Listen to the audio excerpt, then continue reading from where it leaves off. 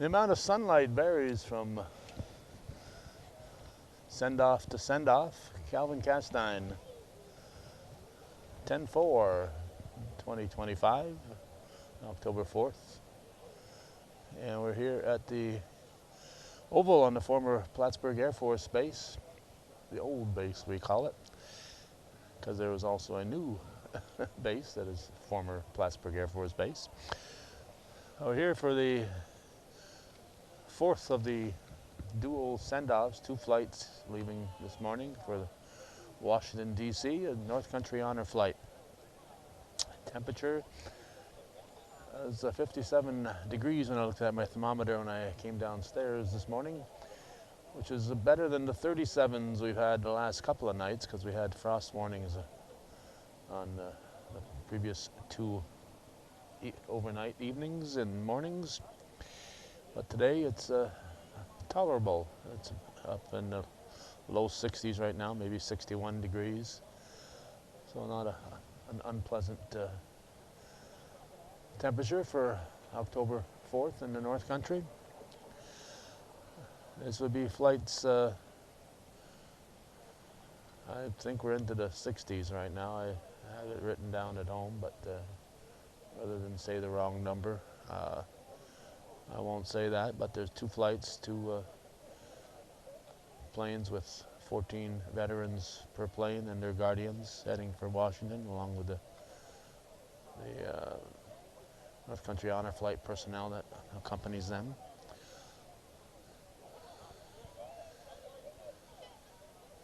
The crowd is here early, as is often the case. We arrived on the Oval right about 6 o'clock. It's 12 after 6 right now. And in about 20 minutes or so, we'll be seeing a parade of lights as the emergency vehicles, police, first responders, and hundreds of motorcycles come barreling through in their send-off ceremony here. So we'll look around. If we can find somebody to chat with before that, we will. If not, we'll pick it up with the arrival of that parade of vehicles. Okay, as sometimes happens, I get caught chatting with folks. You can hear these sirens for a long time here in the thunder in the Berg, they call it. So I was chatting off camera, and all of a sudden they're here, so we want to catch every one of these vehicles as they come through.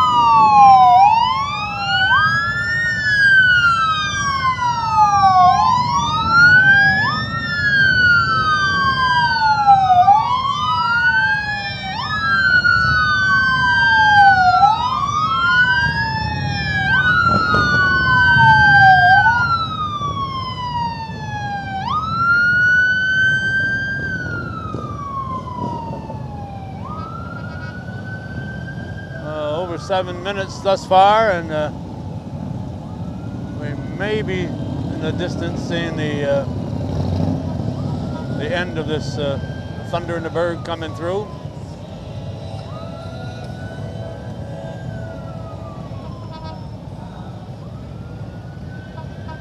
We'll be able to see them a little better when they leave the oval following the ceremony.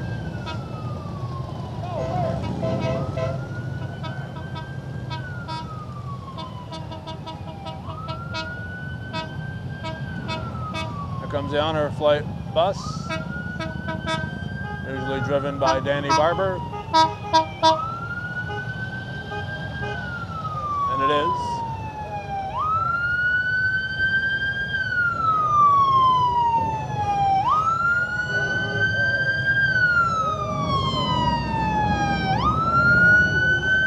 Because of two flights, there's often a second bus that Larry Bear gets from the Beekmantown School District. Didn't see it in the parade though, right here. And as we mentioned quite often, People who are unaware this is happening or woke up early in the morning, relatively speaking, and wonder what's happening in the city here to cause all these sirens. So it's about time those folks became aware of the North Country Honor Flight and what they have done and continue to do.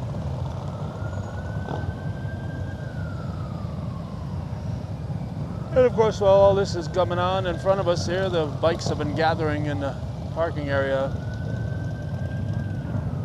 inside the oval.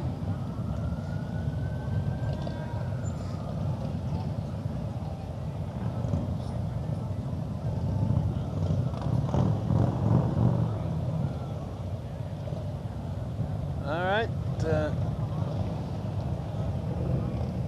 Looks like the end of the entourage.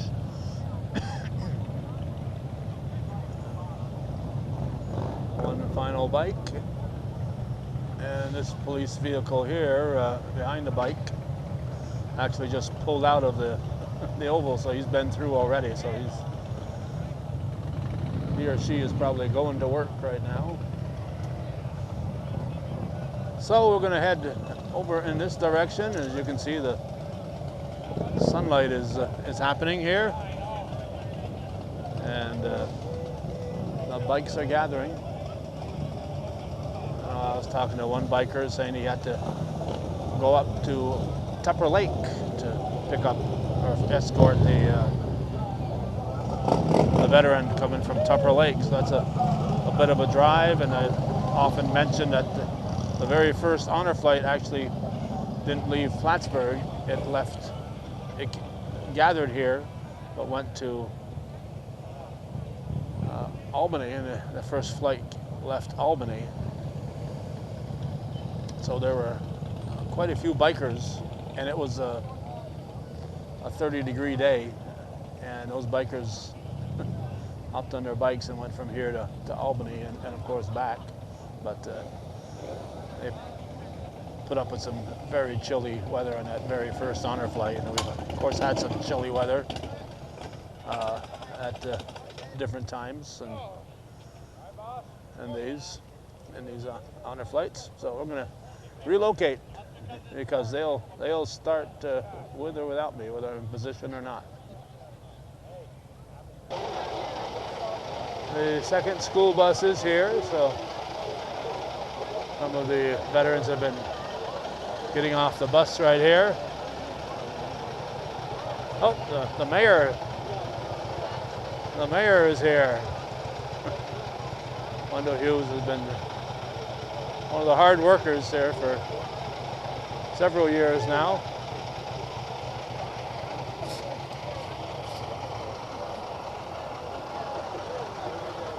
And for most of the people gathered here today, or at least a good number of them, look out, he's backing up. This is their first experience, but you'll see a lot of people come back once they've been on this honor flight. They want to show up and talk to the people and see the people that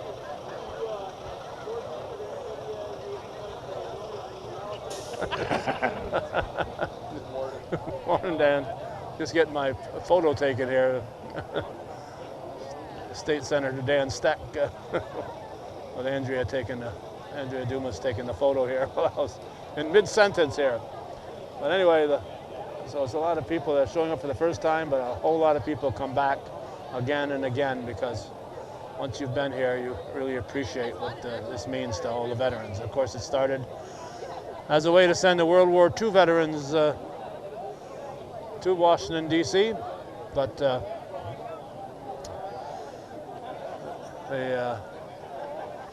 World War II veterans are very, very few at this point in time. I always try to do the math, and the war ended in 1945, which was 80 years ago this year, 2025. So you add 18 to 80 and you get 98 years old. So it's kind of hard to be a World War II veteran and not be 98 years old. So that's why there are fewer and fewer. And of course, the Korean veterans were just a few years after that. So There are some recent, looking at the list, there are some recent veterans from the recent conflicts that are on this, and the majority of them, however, are going to be Vietnam veterans, but there are some pre-Vietnam veterans going today. And the name I knew the best out of that crew I saw was David Kendall Martin, who was the English teacher and then senior advisor at Shazy Central when I first started covering them 40 years ago for Hometown Cable.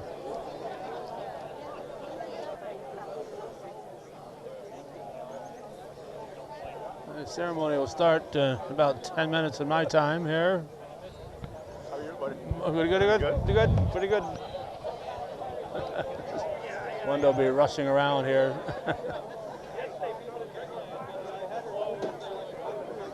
So starting about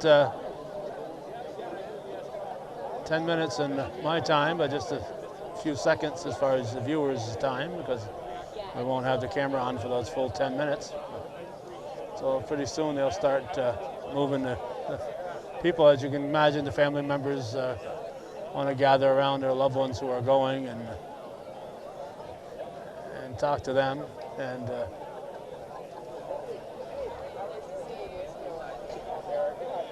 there's a look at the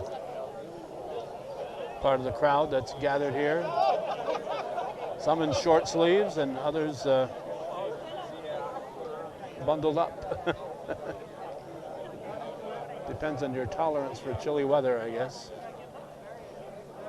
In fact, we talked to one guy who said he left home in a hurry, had a sweatshirt on, took it off, and came out here, and he's here in short sleeves, and he may go grab his sweatshirt out of the car again. I know, talking with Larry Ebert, we were at an event with him last night in Altona at the Rainbow, and I think he got up at 3:30 this morning to set up these tents and get his speakers and everything set up. He doesn't like to wait till the last minute. He wants to make sure everything is a go. So he's one of the ones that get here bright and early, and of course this time of the year it's not very bright when he gets here. He might be bright, but the grounds aren't.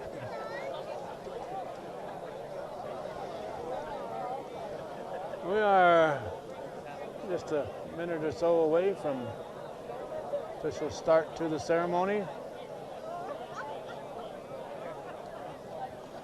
One of the things I always stress about, not that I'm overly stressed, but is battery power. So I've used a battery last night at a function we were at, and unable to charge that battery because I can't leave it plugged in overnight. So we got that battery that's just almost entirely used up, and to be honest with you, batteries aren't always reliable. They sometimes start to die fast. So looks like some of the media is setting up in front of our view here, so hopefully they are not going to camp there permanently. We're going to relocate slightly, but for the start here, we want to get a view of the American Legion Post 912 Auxiliary and Sons of the Legion here, who are going to be raising the flag for the official ceremony. And of course, Tom Halleck is here again, as he has been for so many years. And is hoping to be able to continue this into next year, but time will tell. They've relocated to the Messina area, so he's actually been driving down here. Here we go.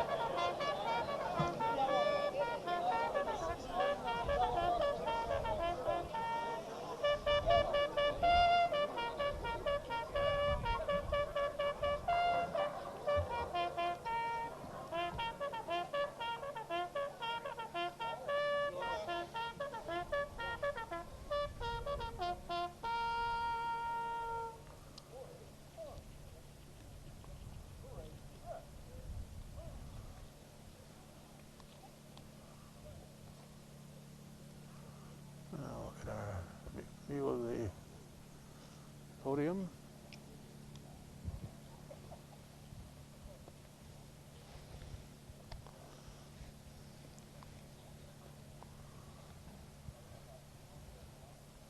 They're tying up the flag at the moment.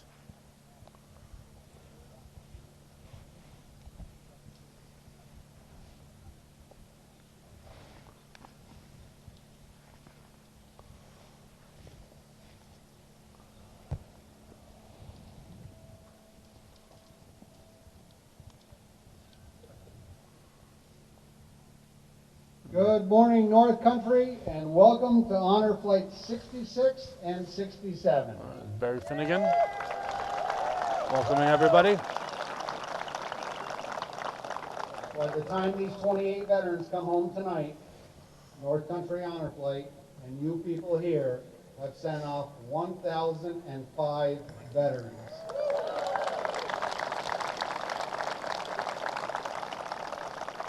We're kind of looking at this, sending 1,000 veterans is quite a milestone. You know, you think back 13 years ago of the 50 or 60 people that were here in the parking lot sending off a bus at 4 o'clock in the morning.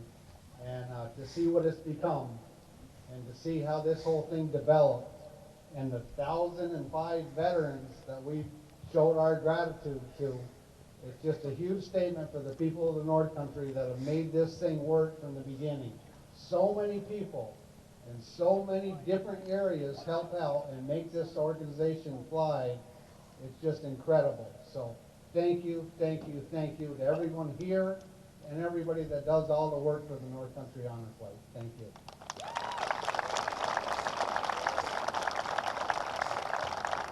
I'll turn it over for our program today, our Executive Officer, Derica Manning, your Master of Ceremonies. Thank you. Or Mistress of Ceremonies. Welcome, and thank you for joining us. This morning, we gather as a community coming together with gratitude and respect for the men and women who have served our nation, our North Country veterans. This flight marks a truly historic moment for North Country Honor Flight. Since our founding, we have been honored to escort more than 1,000 veterans to Washington, D.C. 1,000 heroes who have given their blood, sweat, and tears in service to our country. Let's take a moment now to give them, every single one of them, the loudest round of applause and appreciation that we can.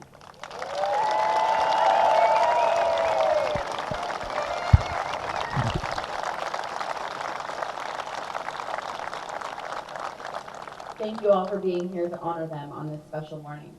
Please rise and join Kylie and Cara Presser from Plattsburgh High School's Encore a cappella in the singing of our national anthem.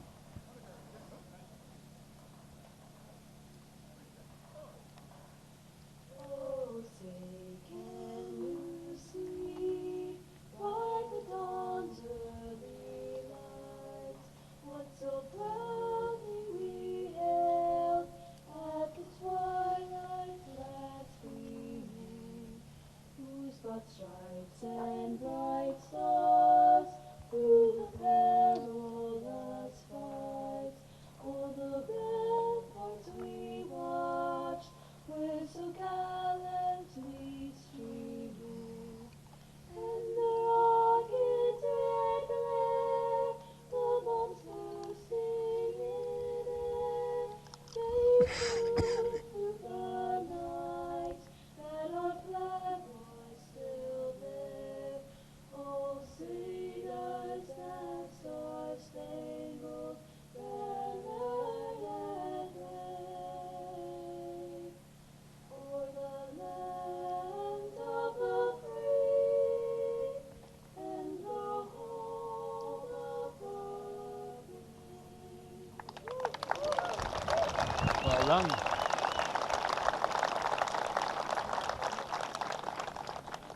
Please remain standing as members of the Saranac Middle School National Junior Honor Society lead us in the Pledge of Allegiance.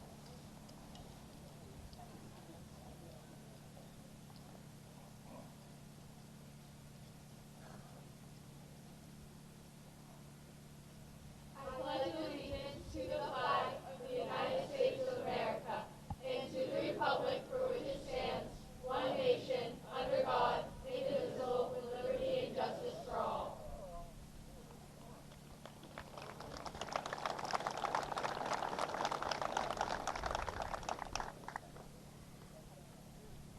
would now like to take a moment to recognize and thank the elected officials and dignitaries who are here with us today. Senator Dan Steck, City of Plattsburgh Mayor Wendell Hughes, Town of Plattsburgh Supervisor Michael Cashman, Clinton County Legislators Calvin Castine, Dave Bazzaio, Kevin Randall, and from Franklin County, Sheriff Jay Cook, and Mayor Andrea Dumas, and Legislator Greg Janiswiski. Thank you for being here. At this time, please welcome the Morrisonville Elementary Choir performing their original song, Red, White, and Blue. Oh, Larry's setting up this audio form, sound form. I wouldn't tell you exactly what year it was done, but we mention every time that this song was done with Mr. Roy Hurd, a well-known musician in the Adirondacks. Went to the school and did a little program with them, and they decided to write a song, and this is the song they came up with.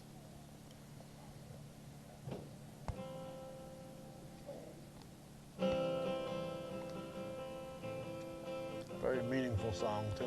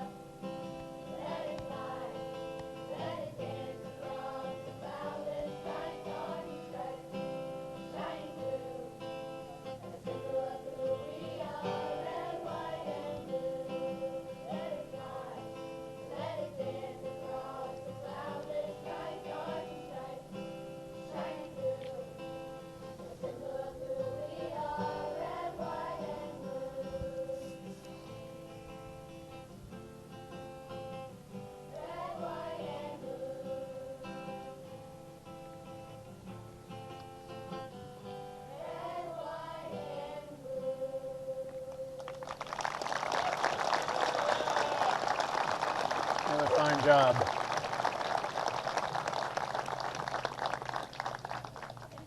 Next, I would like to invite Gary Liberty forward to pay tribute to the Honor Flight veterans that we have lost since our last flight. I just told Gary earlier, I said, I hope you don't have any names. And unfortunately, he does. It's only been a month. Good morning. Since our last fight, we've lost 5 of our veterans. We'd like to pay tribute to them now. From Flight 18, Lloyd Bursey. From Flight 23, Kenneth Peak. From Flight 34, Clarence Joe Fernier. Flight 40, Ronald Doshna. And we lost one in the last flight that went down just a month ago. From Flight 65, Alexander Ennis. At this time, we'd like to pay tribute to them with a gun salute, followed by taps.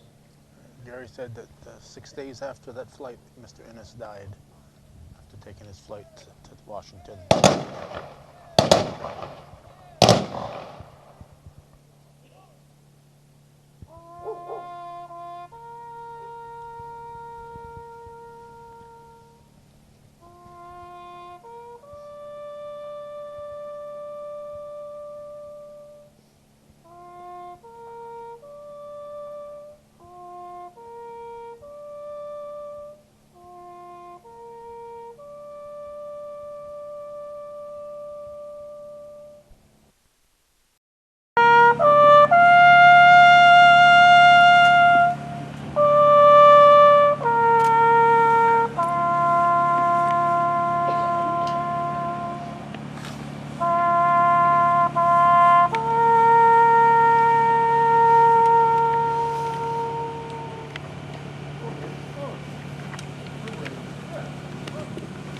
May God bless them, and may they rest in peace. Thank you.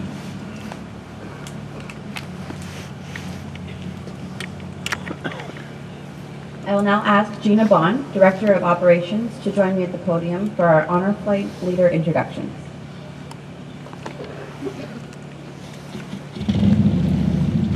Good morning, everyone. Happy Flight Day to the 28 warriors seated before you.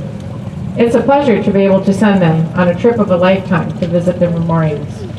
It is my honor to introduce our incredible flight leaders for Flight 66 and 67, Michael Parsons and Lori Parsons.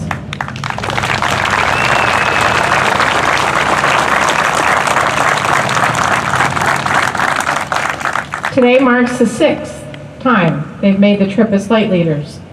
They were the flight leaders for the first flight of the season in May, and now they're the flight leaders for the last flight of the season too. Lori and Mike are an outstanding team. With unwavering dedication and passion, they pour countless volunteer hours into ensuring each flight is an unforgettable experience. Traveling hundreds of miles, they visit with veterans and their families, listening, interviewing, and gathering the stories that bring each honor flight to life. Their deep commitment to honoring our heroes has helped form lasting bonds and meaningful connections, turning this job into something truly special and rewarding. Their organization, heart, and personal touch make them an essential part of our Honor Flight family. Thank you, Mike and Lori.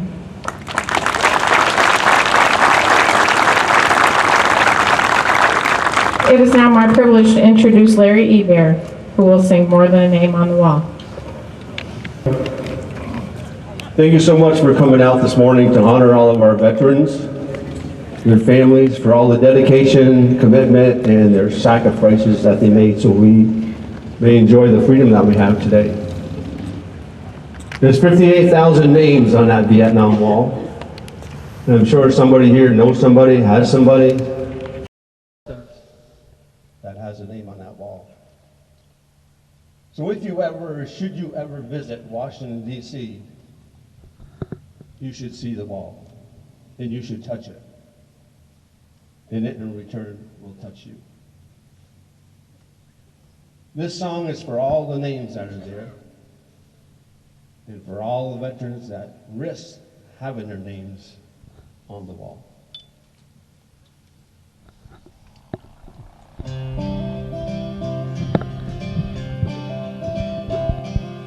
saw her from a distance as she walked up to the wall. In her hand she held some flowers as her tears began to fall. And she took out pen and paper as to trace her memory. And she looked up to heaven, and the words she said were these: She said, Lord, my boy was special, and he meant so much to me.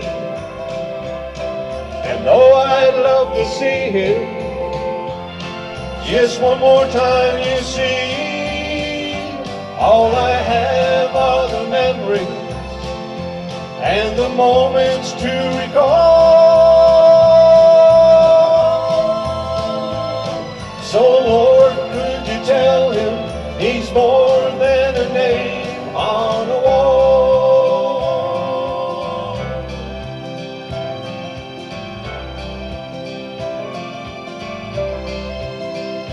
She said he really missed the family, being home on Christmas Day. And he died for God and country in a place so far away. I remember just a little boy playing war since he was 3. But Lord, this time I know he's not coming home to me. She said, Lord, my boy was special, and he meant so much to me. And oh, I love to see him, but I know it just can't be. So I thank you for my memory and the moments to recall. But Lord, could you tell him he's more than a name on a wall?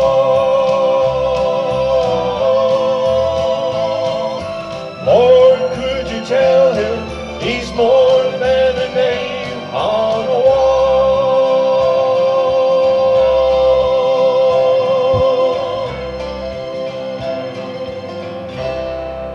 Thank you for your service, and have a great day.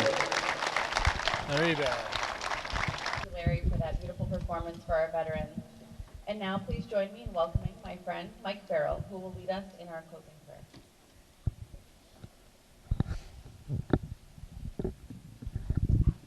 Good morning. If you're an adult and you have brought a youngster or a teenager, and I've got to take this advantage of this microphone to say thank you to my neighbors as they sang the national anthem, which was absolutely beautiful.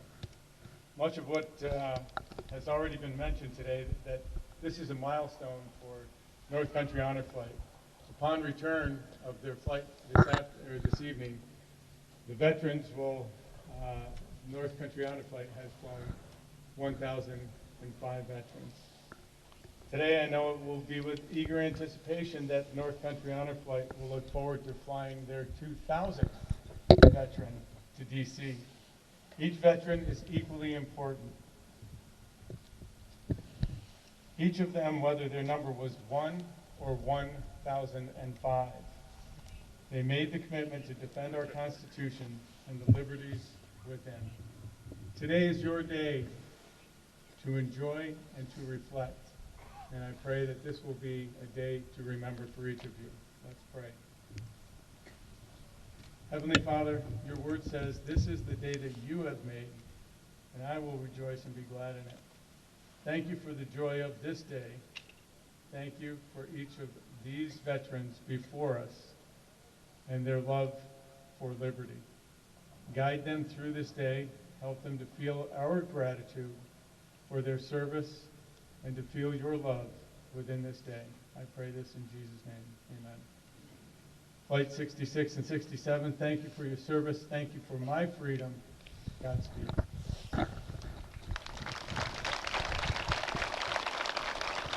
Mike Farrell. I'd like to introduce our flight sponsor, Carrie Haley, who is the Associate Vice President of Philanthropy with the CVPH Foundation.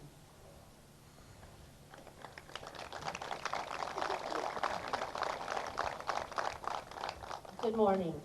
8 years ago, the foundation of CVPH was approached by what is now the Adirondack Champlain Valley Realtors. Many of you here today, including Sarah, who is chairing the work of the Wish Fund, a fund that we've held for many years and are proud to be able to use today to support this flight for our veterans and to use it going forward to support more veterans going on this special trip. Thank you for your service and for everyone's support.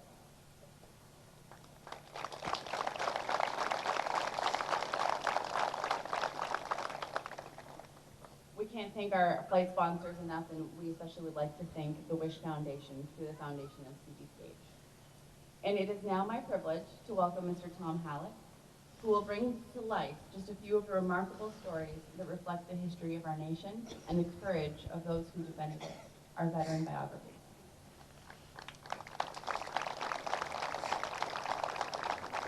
Good morning. It is an honor to be with you once again to introduce the veterans on today's flights, beginning with Flight 66. Daniel Ballantyne, U.S. Air Force, 1968 to 1989, Vietnam. Daniel's specialty training would take him to Keesler Air Force Base to become a radio operator. Limited facilities utilizing his specialty, though, would initially restrict his placement. A one-year combat crew communications assignment in Belgium would precede a placement at MacDill Air Force Base in Florida as a radio operator. In Hawaii, Daniel would utilize the Mystic Star communication system, which provided secure communication links for high-ranking officials, including the President and Vice President, while aboard special air mission aircraft. Throughout his 21-year enlistment, he would spend time at bases in Austin, Texas, Guam, Myrtle Beach, and here in Plattsburgh, some of which would be multiple assignment locations. While in Guam, he would venture into the mile-wide eye of Typhoon Tip as it passed through. The service allowed him to earn 2 associate degrees. He would nearly complete a bachelor's degree in engineering, but scheduling required coursework complicated this goal. Daniel received many commendations and awards for his service. He is proud of his many military accomplishments and grateful for the opportunities offered him. Daniel Ballantyne.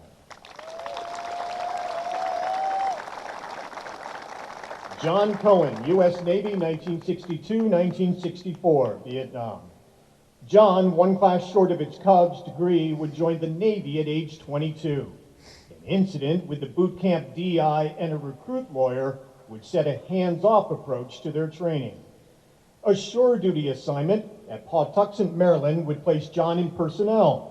Not needed in this position, his typing skills would have him preparing orders. John's attention to detail and errors by others would ensure all future orders first go through Cohen. Newly married, John's wife would want to join him.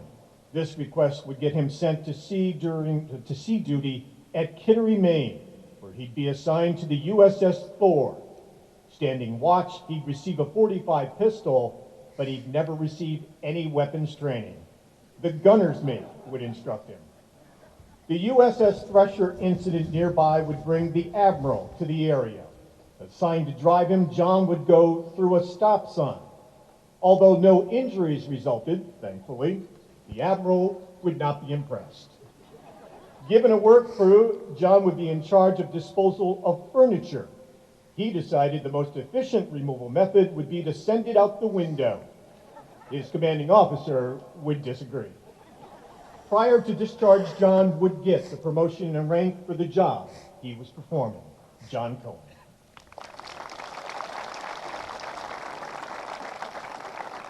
Rocky Dion, U.S. Army, 1972 to 1974, Vietnam.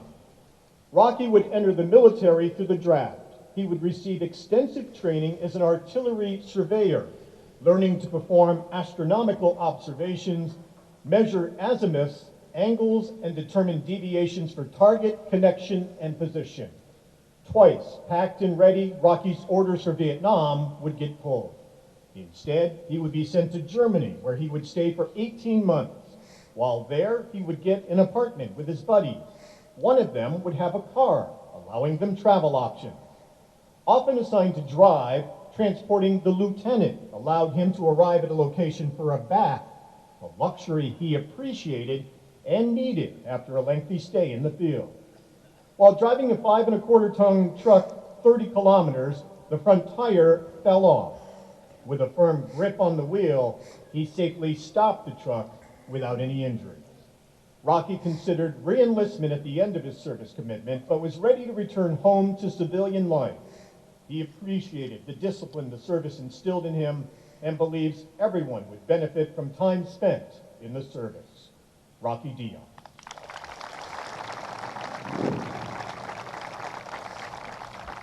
Ronald Douglas, U.S. Marine Corps, 1971 to 1973, Vietnam.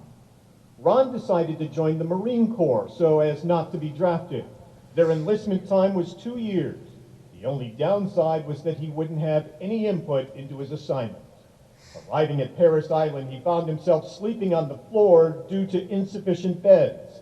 He awoke early that next morning to the sound of a metal garbage can being thrown by the DI. After basic, Ron would be sent to Camp Lejeune. Surprised, Ron was assigned to the position of cook and would remain there for his entire military commitment. He enjoyed his work and made good friends while there. Ron, unsettled as a youth, appreciates the structure and discipline he received in the service. He would marry within a year of entering the service and often thinks what might have been had he chosen to re-enlist. Today, he's proudly accompanied by his son, Ron Jr., also a Marine Corps veteran. Ronald Douglas.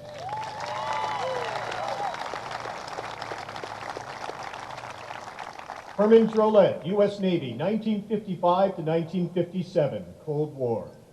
Herman would join the Navy out of high school with a couple of his friends.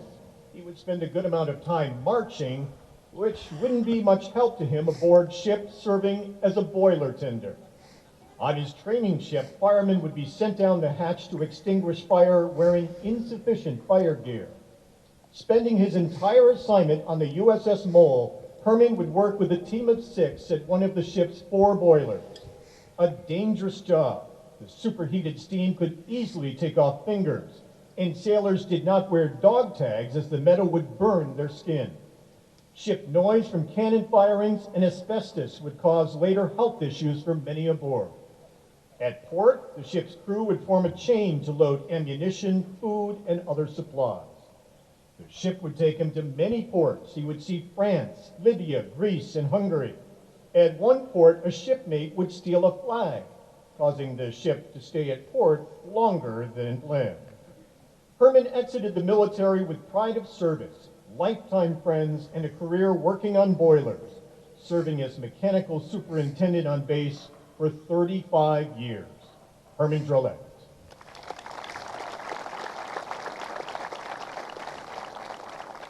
Stephen Fulton, U.S. Air Force, 1980 to 2001, Cold War Desert Storm. From OTS, Steve reported to KC-135 crew training, including survival and POW training. His first assignment, navigator in the 310th Air Refueling Squadron. On the FB-111A, he would serve in many capacities, from navigator to chief flight instructor. As action officer and KC-135 plans officer, he drafted, updated, and maintained SAC nuclear wartime regulations and procedures. Assigned to the 9th Combat Crew, Steve would fly as an offensive systems operator, also developing and conducting training missions. He would go on to serve as ROTC commander and instructor and B-1 flight operations trainer. TDY assignments with the Tanker Task Force would take him worldwide.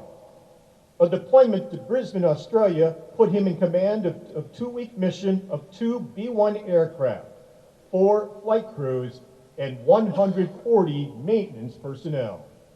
A notable career highlight was circumnavigating the Earth with 2 B-11 aircraft, B-1 aircraft, setting 3 world records and winning the McKay Trophy. Stephen Fulton.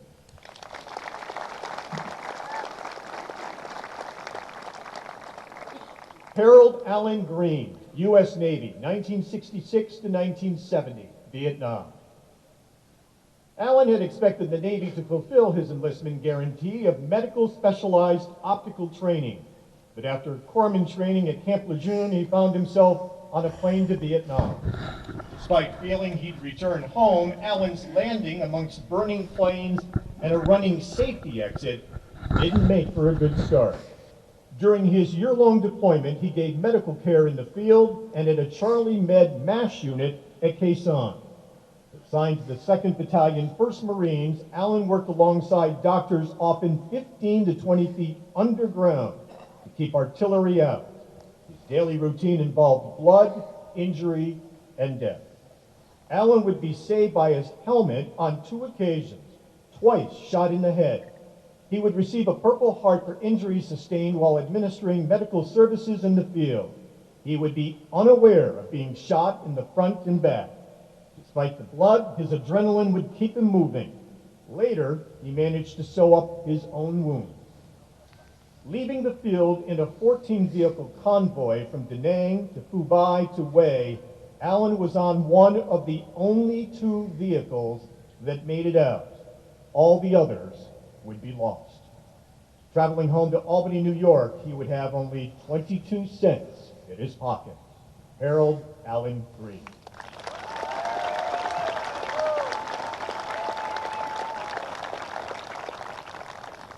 Bruce McCormick, U.S. Navy, 1969 to 1971, Vietnam. Joining the Navy at Great Lakes, Bruce was selected as a platoon leader, a decision he couldn't explain. In advanced training, he trained as a gunner's mate, learning all ship weapons nomenclature. Surprised, Bruce found himself at Roosevelt Roads Naval Station in Puerto Rico, doing shore duty instead of ship duty or Vietnam. On the range, he qualified base personnel for 45, M16, M14, M60, 50 caliber, 5-inch 38 caliber weapons, and disassembling and weapons cleaning. Flight crews and pilots would use base ammunitions or arrive with bombs of all sizes for training exercises. Bruce earned his military tractor-trailer license and ran deuce trucks. Electronic forklifts posed hazards due to debris left on the floor while moving ammunition. As squad leader, he red-carded out-of-date ammunition, loading them by pallet onto a barge that would be pulled by tugboat out to the deep waters for dumping. Bruce's military experience taught him leadership by example, discipline, and order following, which benefited his later civilian career. Bruce McCormick.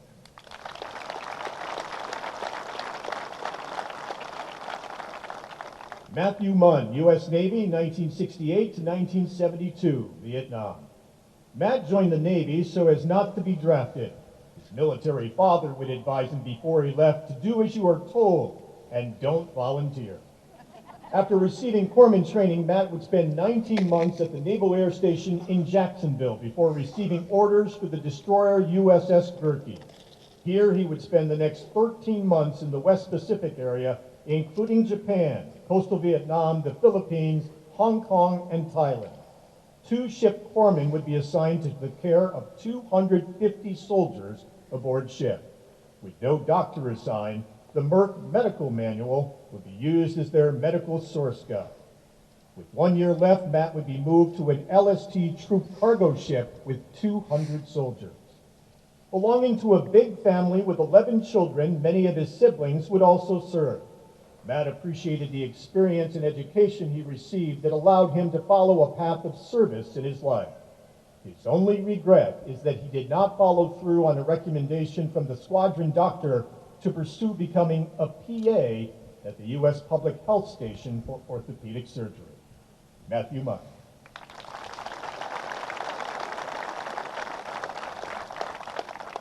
Randy Painter, U.S. Air Force, 1976 to 1993, Cold War Desert Storm. 1 year out of high school and no real career opportunities, Randy would join the Air Force. At Shepherd, he would receive advanced training as a medic. Scoring high in this field, he would get his East Coast choice and was shipped to Plattsburgh. Here, Randy would be at the base hospital for 11 years, starting out in the ward and later being placed in charge of the ER. While there, he would save a young man's life that had been badly stabbed by his roommate.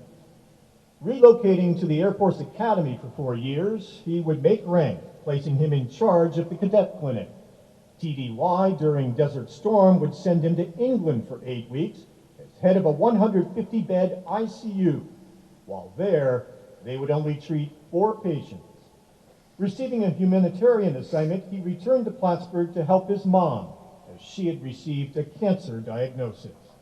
Upon leaving the military, Randy would challenge the LPM exam based on his military medical service and obtained employment at CDPH.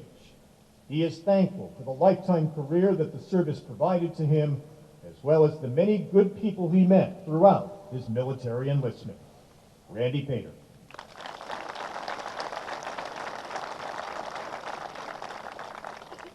Dean Reynolds, U.S. Army, 1982 to 1984, 1991, Cold War Desert Storm.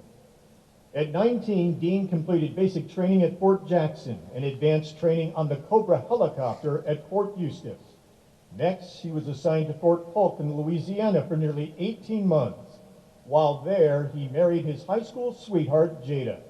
Although it would be a very simple ceremony and celebration, they were happy to be back together.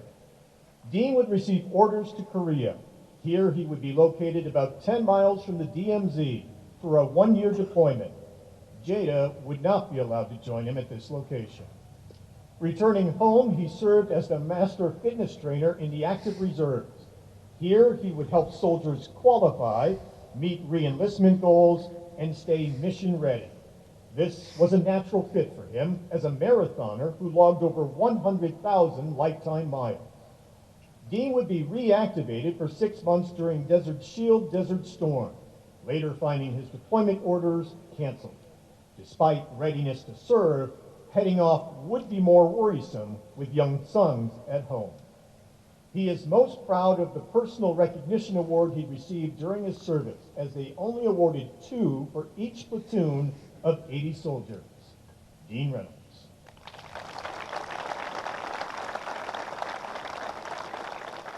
Roy Mike Stewart, U.S. Air Force, 1966 to 1970, Vietnam. Roy's mother took him to the recruiter a month after high school graduation, determined he wouldn't join the Army. After basic training at Lackland, he started a 13-week training program in heavy equipment mechanics and operations at Fort Belvoir, Virginia. His first assignment would take him to Alaska for a year. He recalls the area's beauty, but even in summer, the wind and cold kept him from removing his coat. For the rest of his active enlistment, he served in the 380th Transportation Squadron at Plattsburgh Air Force Base. He attempted a switch to Texas with a friend, but the Air Force refused the trade and location. He would work as a mechanic and in heavy equipment. Roy married 6 months before completing his 4 years of service. He was happy to have served his country and has made his home here in the North Country. Roy Mike Stewart.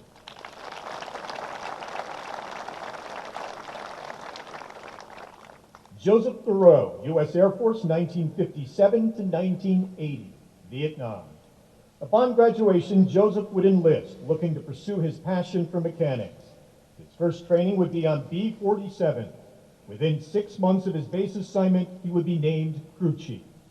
This would begin a 27-year career that would offer him many opportunities, serving as flight chief, line chief, organizational maintenance superintendent, and alert travel maintenance superintendent. He would be charged with having as many as 400 people working for him during his career.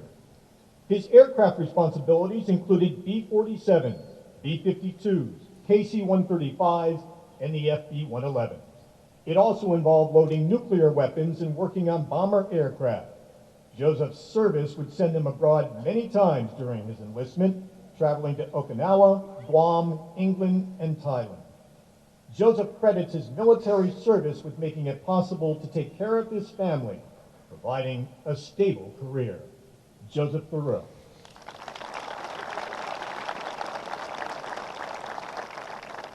Leonard Wood, U.S. Army Reserves, 1966 to 1971, Vietnam. Facing the draft at 19, Leonard joined the Army Reserves. He completed basic and advanced training at Fort Dix, near his grandparents' home. Here, he would receive arms and infantry training and a clerk assignment, With the 962nd Ordnance Company, he served under his father's strict supervision, handling all types of paperwork.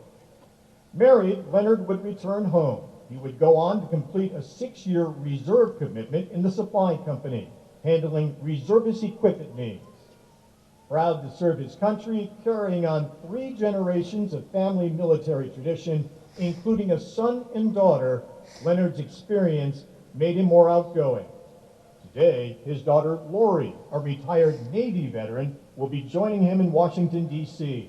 She served a 1-year deployment to Afghanistan and later became severely injured as a trainer at the Norfolk County Sheriff's Police Academy in Virginia. Leonard Wood. And that is Flight 66.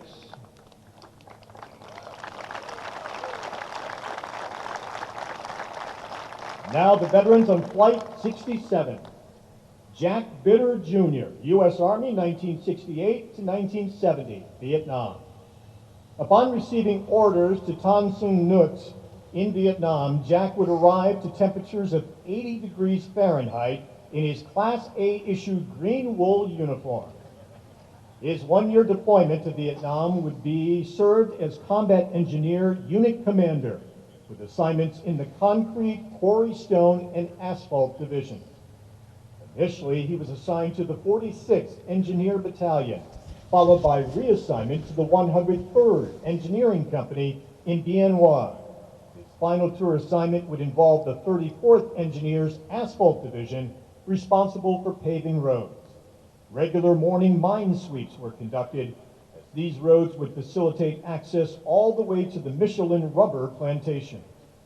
In recognition of his service, Jack would be awarded many commendations, including the Bronze Star Medal, 2 Overseas Service Bars, the Viet Campaign Medal, the Vietnam Service Medal, and the Expert Badge with Rifle Bar. Jack Bitter Jr.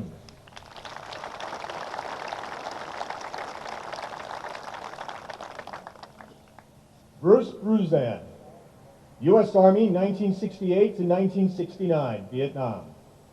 Drafted and sent to Vietnam, along the way his plane would make emergency landings in Alaska and Japan.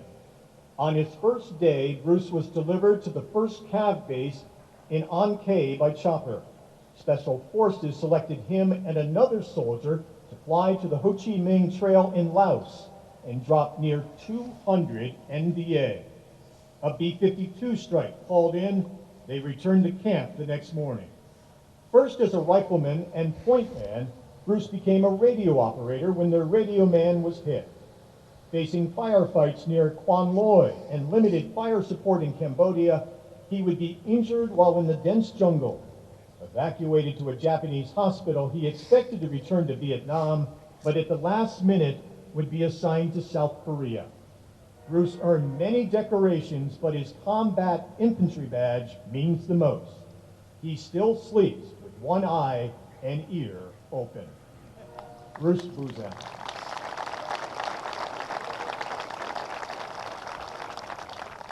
Norman Pat Boyden III, U.S. Army, 1967 to 1973, Vietnam. Pat would be commissioned at UVM ROTC as a 2nd lieutenant, graduating from Infantry Officer Basic and Ranger School before serving in West Berlin, Germany. He would be ordered to the 1st Battalion, 2nd Infantry, and 1st Infantry Divisions as commander for 4 months, and Bravo Company for 4 months.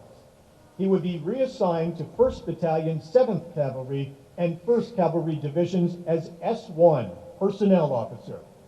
On a flight to division headquarters seeking replacements after high casualties, his helicopter would crash, hospitalizing Pat for a month before returning him stateside. Reporting to duty as a student at the Infantry Officer Advanced Course at Fort Benning, his final assignment would assign him to Fort Hood, 2nd Armored Division, for 6.5 years. Here he would retire as a captain and headquarters commandant of the 2nd Armored Division. Pat has served as Veterans Chaplain in the Disabled American Veterans, the Vietnam Veterans of America, the Vermont State Guard, and the Families of Vermont Fallen for over 30 years. Norman Pat Boyden III.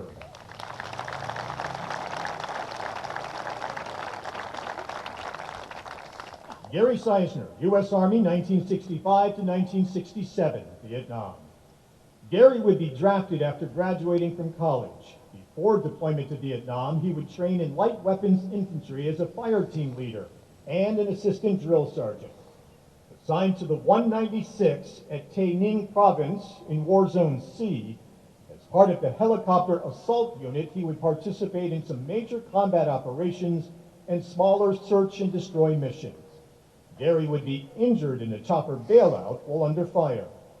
Returning to action, Gary would be reassigned to the 5th Mechanized Infantry Division in Chu Chi with missions in Hobo Woods, Iron Triangle, and Parrots Beak, Cambodia.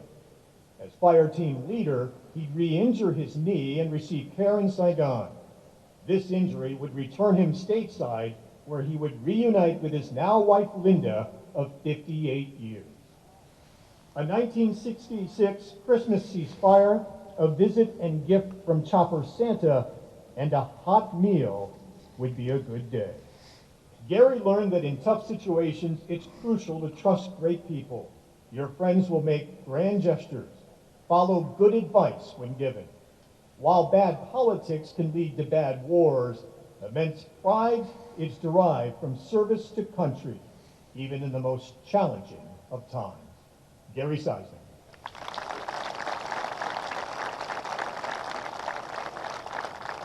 Gerald Gary Dunn, U.S. Army, 1969 to 1970, Vietnam.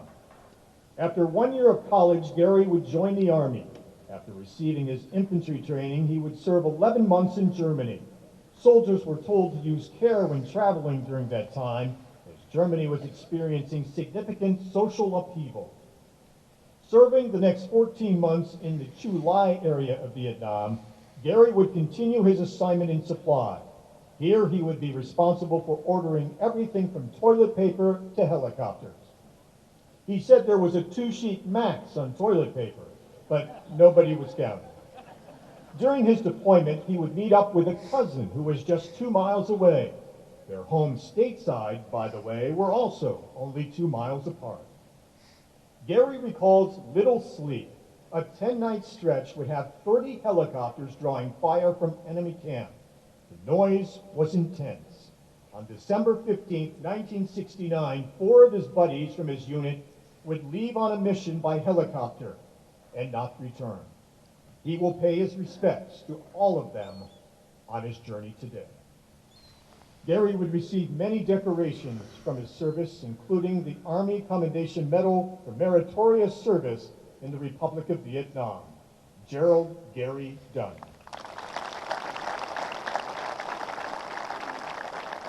Richard Rick Dupe Jr., U.S. Air Force, 1972 to 1992, Vietnam Cold War. Rick started his security police service in Fairbanks, Alaska. Guarding aircraft, he saw an engine fall from a C-5 during landing. In a priority area with nuclear weapons, a man would jump the low fence and walk across the runway. Rick shouted, "Halt, halt, halt." Within 100 feet, he could have shot the drunk civilian seeking gas. It ended with him on the taxiway in freezing temperatures. Blindness in one eye led Rick to be reassigned as a clerk, followed by officer club steward. Although he won awards as steward, the long hours and time away from family prompted another transition. Now a trainer at Offutt Air Force Base, Rick automated the training process, increasing productivity from 500 up to 1,600. General Schwartz would give him one direct order: don't tell anyone how you do your work until you leave. Rick frequently traveled stateside for TDY. 6 days before he was scheduled to be deployed to Vietnam, his orders were canceled due to downsizing. He never expected a 4-year commitment to become a career, but he excelled at everything he tried. Regrettably, he never finished his degree to become an officer. Richard Rick Dupe Jr.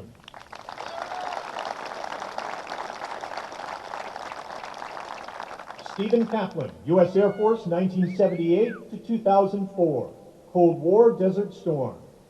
Following in his father's footsteps, Steve would make a career of Air Force. With a direct duty assignment in Ellsworth, South Dakota, Steve would receive training in heavy equipment and join the 44th Civil Engineering Squadron. Stationed in Plattsburgh, he would serve 13 years in civil engineering until making a switch to aircraft maintenance, which allowed him to work on FB-111s and the KC-135. He would complete a 2-month training at Chinook Air Force Base in hydraulics and would be relocated to Little Rock, Arkansas, where he retired after 26 years of service. Steve would complete multiple leadership trainings that would impact his service career, as well as receiving numerous commendations, recognition, and promotions. The most challenging part of his service career was the time spent away from his family. To this day, Steve continues to work, now as a civilian, with the airmen at the Little Rock base that houses a fleet of 130 planes. Stephen Kaplan.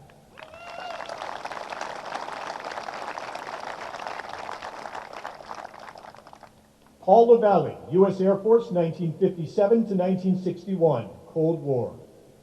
Paul would receive a high score in Morse code. With a greater interest in electronics, he opted for repair. He would receive training in airborne electronics, radio, and radar. At Scott Air Force Base, he completed his specialized training over the next 9 months. Stranded in Alaska for 10 days, Paul would only have his one set of clothes. With no tow ropes, they would work in the dark to fix engine problems under a tarp. Experiencing trouble to get the O-ring in place, this multi-million-dollar plane would be repaired with spit and cold temperatures. A TDY to Trinidad for 3 months would place Paul at the operations control tower for sea landings. They would receive a call and head back to the tower when needed. A naval captain would inquire exactly what was going on and where were the tower crew. Due to high levels of enlistment, the Air Force wanted 9 months' notice for re-enlistment. Promotion and making rank were difficult at the time, so Paul decided to exit at the end of his 4-year commitment. Paul LaValle.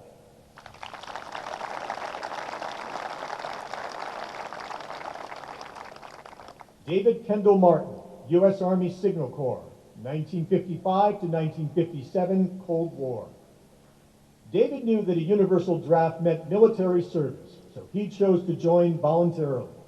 He viewed his service as necessary, as it would allow him later to concentrate on his 2 passions, marriage and teaching. After ROTC training and graduating from Union College, David completed basic training at Fort Jackson. He then moved to Fort Monmouth in New Jersey and stayed on to teach basic electronics. While in the service, David would marry his high school sweetheart. He knew the first time he saw her on the dance floor that she was the one for him. He would opt out of travel opportunities to happily teach and take the train home to his wife each weekend. Under the watchful eye of a neighbor, this military-clad gentleman showing up at the door every weekend was scandalous. After completing his active duty, David would return home and was to serve the remainder of his service on reserve duty. He would be assigned to the Presidential Honor Guard, but he would never see the President or stand as honor guard. David Kendall Martin.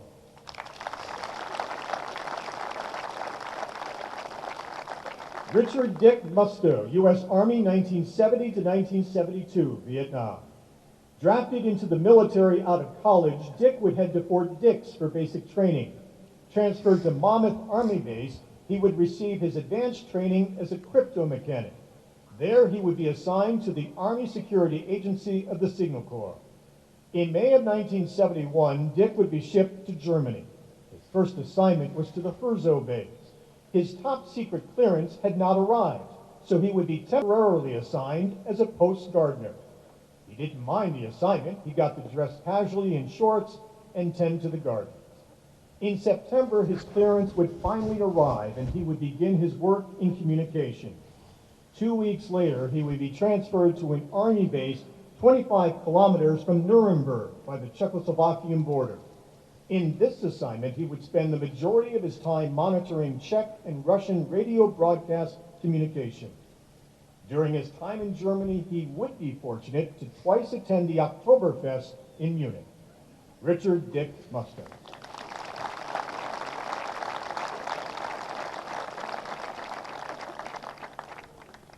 Bridget Nelson, U.S. Air Force, 1974 to 1985, Vietnam Cold War.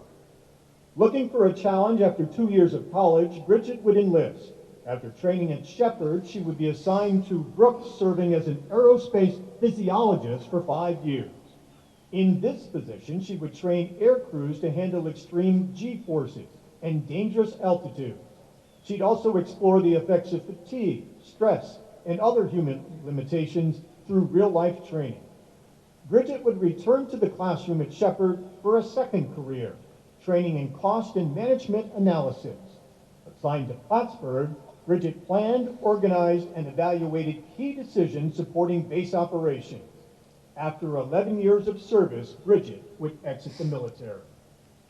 Regardless of all her assigned responsibilities, one of the more stressful moments would be to deliver a 30-minute speech. Bridget would complete her bachelor's degree in computer science after exiting the military with the assistance of the GI Bill.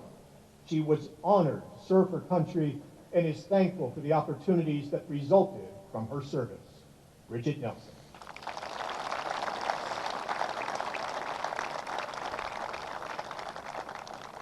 Leslie Grumpy St. Pierre, U.S. Army, 1969 to 1971, Vietnam. Exiting college, Les would make the decision to join the Army. On the bus to boot camp, the bus driver would holler over to him. It would turn out to be one of his best friends from home. Les would be sent to Fort Hood to train as a mechanic. While there, he would be sent to typing school and would end up serving 11 months in a supply clerk position. Ready to be deployed to Vietnam, the Army would offer him helicopter flight school. Accepting this would have kept him stateside for an undetermined time. He would opt out of training and commit to his orders for Vietnam. Arriving in country, he would join the main support battalion in Long Binh in southern Vietnam, along the DMZ. By the end of his year-long tour, his battalion would head into Laos. Les would take advantage of the opportunity to make a trip as a door gunner to Da Nang, hoping to meet up with his cousin. But he had already left to return to stateside. In reflection, Les recalls moments and memories as a young service member. An explosion of an ammo dump sent him to the floor. Having a vision of Texas and its history as a young boy, he was happy that he got to see it while in the service. He was proud to serve his country, but disappointed in the support for veterans returning home. Leslie Rumpy St. Pierre.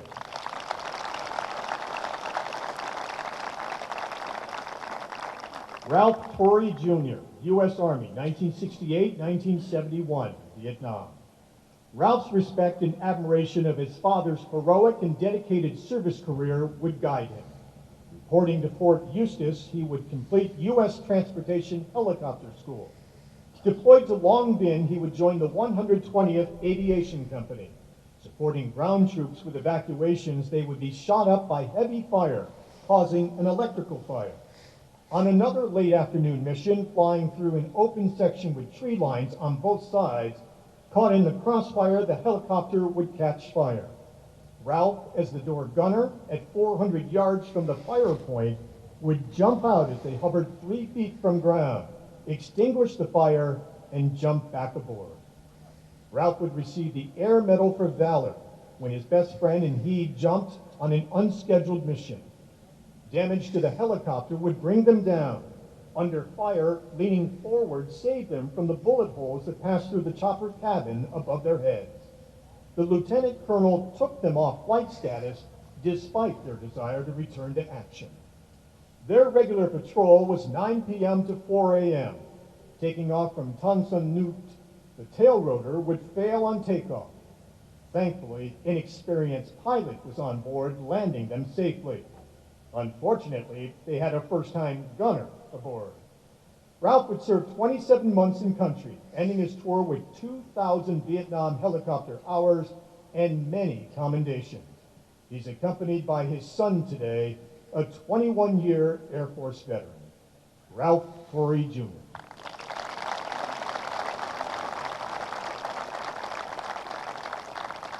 Homer Weatherby, U.S. Air Force, 1968 to 1988, Vietnam Cold War.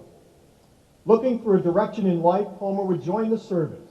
Hoping for an assignment as security police or weather specialist, he would be sent to Shepherd for medical training.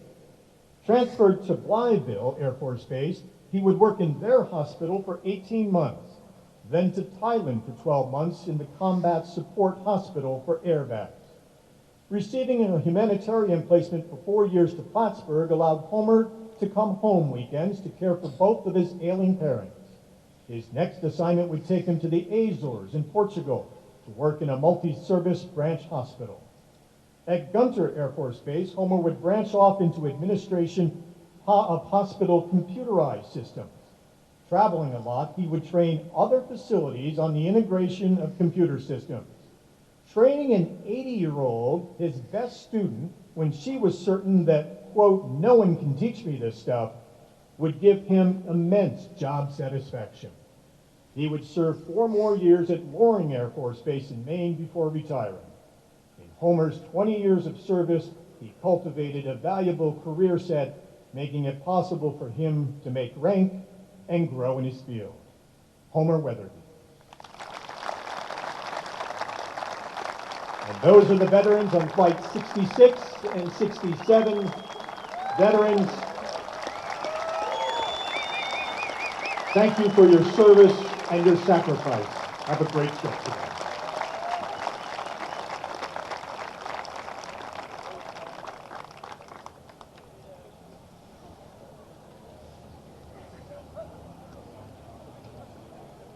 Thank you, Tom, and thank you to all who joined us for this morning's ceremony. In just a moment, our veterans and motorcade will take a lap around the oval before departing for the hangar. Let's line the way and give them an unforgettable North Country send-off. Tonight at 8:30, our veterans come home. We'll be back here at the Oval for the welcome home ceremony, and we would love for you to help us make that the biggest, most patriotic welcome home yet. Veterans, welcome to the North Country Honor Flight family. Thank you all for being here today for Flights 66 and 67. God bless America, and God bless our veterans. A very impressive ceremony. We will, of course, get the procession leaving the Oval. As we see the city police chief, Jared Tremblay, here with short sleeves on.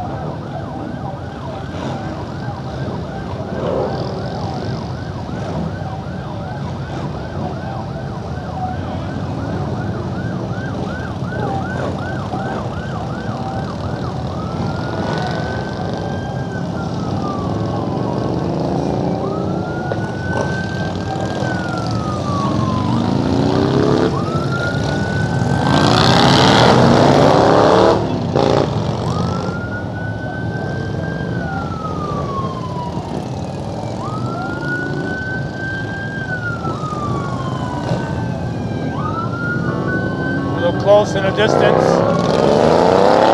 You can you'll see the police escort on the other side of the oval.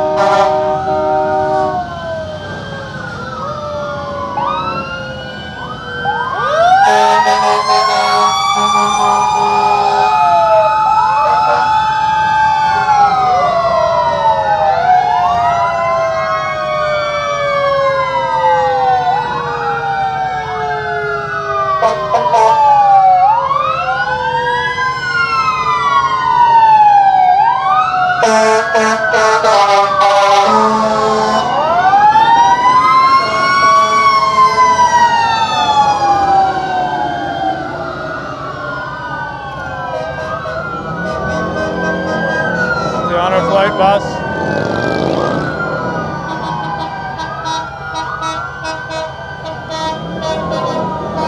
Judy Castine is already at the oval exit, getting them coming off there. As soon as our last vehicle comes through here, we'll head over there and wrap this up. The video will pick up from her has already begun. So it looks like we'll wrap this up, and we'll be picking it up with Judy, and she's right over that way.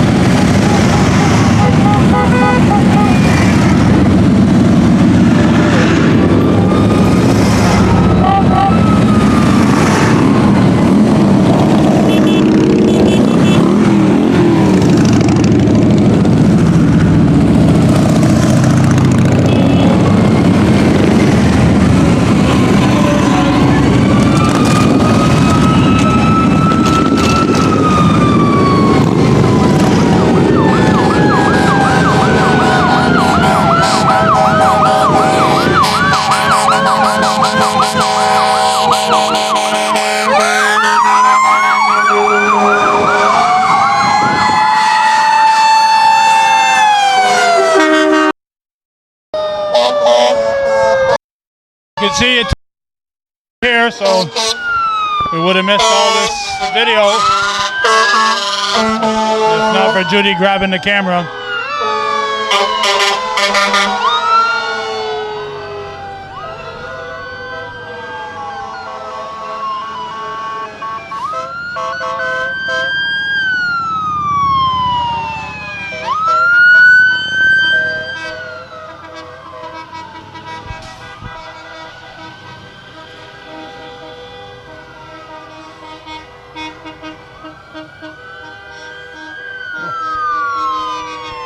We invite you all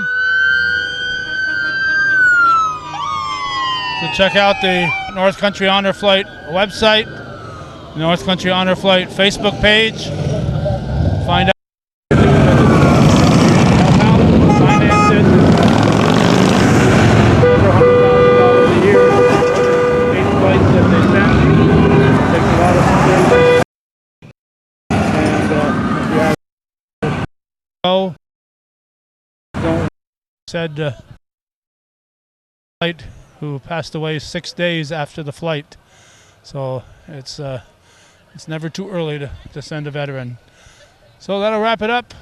Hometown Cable's coverage of North Country Honor Flights number 66 and 67 on this October 4th, 2025. Our thanks to Judy for grabbing that camera, and thanks for watching. And for those of you who support Hometown Cable TV, we think is worthy of your support. Thank you for watching.